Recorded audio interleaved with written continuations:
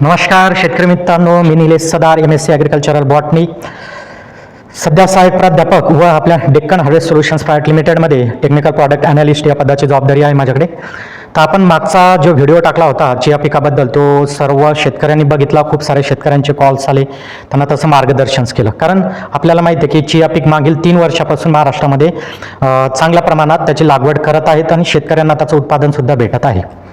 पण आपल्याला या पिकाची वैज्ञानिक सायंटिफिकरित्या म्हणजे वैज्ञानिक माहिती प्रत्येक शेतकऱ्याला माहिती असणं खूप गरजेचं आहे आणि तेच काम डेक्कन हार्वेस्ट सोल्युशन्स करत आलेलं आहे. आलं का लक्षात?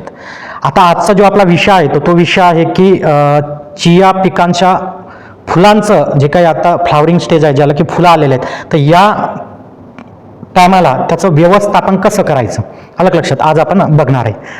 बघा शेतकरी मित्रांनो, आपल्याला माहिती आहे की जे काही सध्या चिया पीक आहे, तर या चिया पिकाचं फुलधारणा होत आहे आणि या फुलधारणामध्ये काय व्यवस्थापन करणं गरजेचं आहे.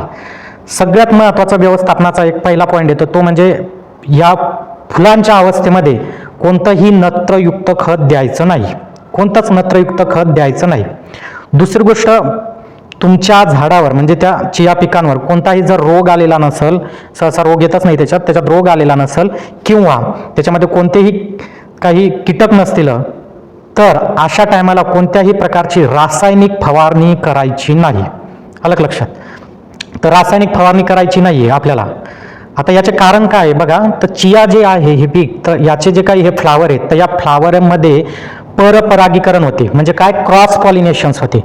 आणि हे क्रॉस पॉलिनेशन ज्याला की परपरागीकरण म्हणतात, तर हे परपरागीकरण कशामुळे होते, तर ते त्याच्यात सर्वात महत्त्वाचा रोल असते मधमाशा, नंतर काही फुलपाखरं आणि अजून काही इतर कीटक असतात, जे चांगले कीटक असतात, ते त्याचं परपरागीकरण करतात. परपरागीकरण करतात म्हणजे काय, आता हे जे फुल आहे तर हे फुल बायसेक्स्युअल येतं, म्हणजे त्याच्यात नर आणि मादी एका फुलामध्ये आहेत.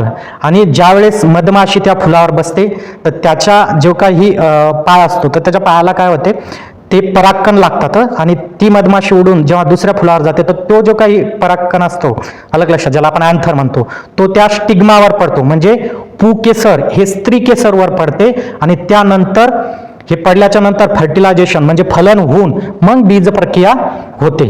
आता इथं सगळ्यात महत्त्वाचं काय आहे की हे परपरागीकरण करण्यासाठी किंवा हे जे काही परागीकरण होते, परपरागीकरण होते, हे कशामुळे होते, तर हे कीटकांमुळे होते. मग त्यावेळी फुलांच्या अवस्थेमध्ये जर तुम्ही हायली डोजवाले जर तुम्ही इन्सेक्टिसाईडचे स्प्रे घेतले किंवा काही फंगीसाईडचे स्प्रे घेतले, तर हे तुमच्या पिकाला नुकसान होऊ शकते अशा पद्धतीनं. कारण मधमाशी वगैरे किंवा बाकीचे कीटक असतील, जे चांगले कीटक आहेत, मधमाशी झालं, फुलपाखरू झालं, अजून कीटक आहेत, ते त्याच्यावर येणार नाहीत किंवा त्याच्यावर असतील तर ते मरतील. आलं लक्षात? म्हणून आपण एखादं औषध आणतो, एखाद्या कृषी सेवा केंद्रवाल्याने सांगितलं की हे औषध घ्या आणि फवारा, असं करू नका. आलं लक्षात? त्यांचं काम आहे ते देण्याचं, पण आपण समजूतदारपणा घेतला पाहिजे तिथं या गोष्टीचा. ओके, आणि तेच आपण या चॅनलच्या माध्यमातून हे करत आहोत. तर सगळ्यात महत्त्वाचं म्हणजे मग आपल्याला जर या फ्लावरिंग अजून वाढवायची असेल किंवा या फ्लावरिंग वाढून याची सेटिंग वाढवायची असेल, सगळ्यात महत्त्वाचं तर काय केलं पाहिजे, तर आपलं डेक्कन हार्वेस्ट सोल्युशनचं मी सांगितलं की ग्लायसिन आहे, तर ग्लायसिनमध्ये झिंक, बोरॉन, कॅल्शियम, ते जे काही झिंक, बोरॉन, कॅल्शियम आहे याचा स्प्रे तुम्ही 1 ते 2 स्प्रे याचं घेऊ शकता. मग हे काय, ते मायक्रोन्यूट्रिएंट येतं आणि विशेषतः म्हणजे हे ऑर्गॅनिक आहे, याला इंडो सर्टिफिकेशन्स भेटलेला आहे, तर याचा तुम्ही स्प्रे घ्या. पण याच्यामध्ये कोणतं इन्सेक्टिसाईड आणि फंगीसाईड टाकू नका आणि वापरू नका, जेणेकरून जे काही मधमाशी किंवा बाकीचे फुलपाखरं येतील किंवा कीटक येतील, जे परपरागीकरण घडून आणणार आहे, तर ते आणणार नाहीत. अलग लक्षात? दुसरी महत्त्वाची गोष्ट आहे की हे जे काही आपल्याला माहिती आहे की हे जे काही फुल आहे, तर हे फुल एक आकर्षक फुल आहे आणि याच्यावर मधमाशी अट्रॅक्ट होते. याचा आपल्याला माहिती आहे, रंग जर बघितला आपण या फुलाचा निळा किंवा जांभळ्या या रंगाचे फुलं असतात आणि त्याला एक इन्फ्लोरेन्सेस म्हणतो आम्ही, सायंटिफिक टर्मिनॉलॉजी ही. इन्फ्लोरेन्सेस म्हणजे एक स्पाइक म्हणजे कंसासारखी एक दांडी असते त्याला, कंसासारखी. अलग लक्षात? आणि ज्यावेळेस ते त्याच्यातून फुल बाहेर पडलं म्हणजे जिरलं, तर त्या फुलाच्या तिथून जिरल्याच्या नंतर खाली त्याचे जे काही 1 mm आपलं सीड असते ते भरते. मग या अवस्थेमध्ये तुम्ही ग्लायसिनचा स्प्रे घेऊ शकता बिंदास, जे की ऑर्गॅनिक फॉर्ममध्ये आहे. तर कुठं भेटेल तर हा संपर्क मी खाली दिलेला आहे, तुम्ही कॉन्टॅक्ट करू शकता. ओके.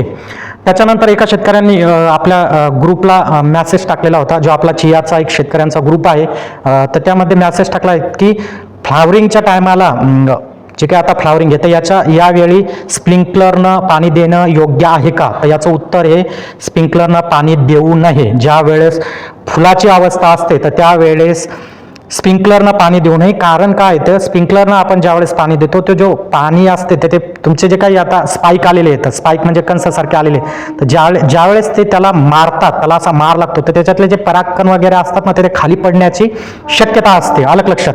त्याच्यामुळं तुम्ही काय करायचं, जेव्हापासून याला फुलं चालू होतात किंवा फ्लावरिंगच्या असतात तेव्हा भोयट्या पाणी तुम्ही त्याला द्यायचं आहे.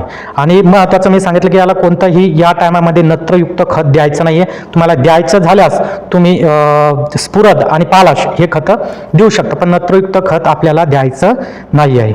आणि याचं जे काही स्पाईक आहे तर ही स्पाईक खूप महत्त्वाची आहे. ज्याला स्पाईक म्हणजे कंसासारखी असते ना तर ती स्पाईक खूप महत्त्वाची आहे. त्याच्यामुळं उगाच कोणता दुकानदार आपल्याला सांगते म्हणून फवारणी घेऊ नका, यानं तुमचं खूप मोठं नुकसान होऊ शकते. कारण हे फूल एक आकर्षक आहे, याच्यावर कीटक जे चांगले कीटक येतात ते आकर्षक होतात आणि ते स्वतः ही नैसर्गिकरित्या याची परपरागकरणची प्रक्रिया घडून आणतात. याच्यात उगाच आपण मानवाने हस्तक्षेप करून हायली डोजवाले कीटकनाशकं मारून, फंगिसाईड मारून आपण त्यांना डिस्टर्ब करू नका. आलं लक्षात? त्याच्यामुळं तुम्हाला वाटल्यास याच्यात मारायचा आहे तर आपलं ऑर्गॅनिक फॉर्ममध्ये ग्लायसिंग आहे, ज्यांनी शेतकऱ्यांनी मारले आणि त्यांना त्यांचे रिझल्टसुद्धा भेटलेले आहेत. तर ह्या टायमाला ही काळजी घेणं खूप गरजेची आहे. आपल्याला माहिती आहे जर परपरागीकरण कमी झालं तर तुमची फुलगळ होऊ शकते. पण हे जे आपण ग्लायसिन वगैरे 3 आपलं कॅल्शियम, बोरॉन आणि झिंक हे जर वापरले तर यानं फुलगळही होणार नाही आणि फुलं जास्त प्रमाणात येतील. त्याच्यामुळे तुम्ही याचा वापर करू शकता. तर हे आजचे 2 महत्त्वाचे विषय होते की एक फुलांचं व्यवस्थापन आणि दुसरं म्हणजे पाणी व्यवस्थापन कसं केलं पाहिजे चिया सीडला किंवा या अवस्थेमध्ये. तर नक्कीच तुमचे अजून काही प्रॉब्लेम असेल तर आपला व्हॉट्सअपचा ग्रुप आहे तो जॉईन करा आणि सोबत हे जे काही तुम्हाला औषध लागणार आहेत ग्लायसिन फॉर्ममध्ये हे तुम्हाला खाली जो संपर्क दिला याच्यासोबत संपर्क करा. घरपोच महाराष्ट्रात कुठेही डिलिव्हरी तुम्हाला भेटेल. तर आज आपण इथे थांबू.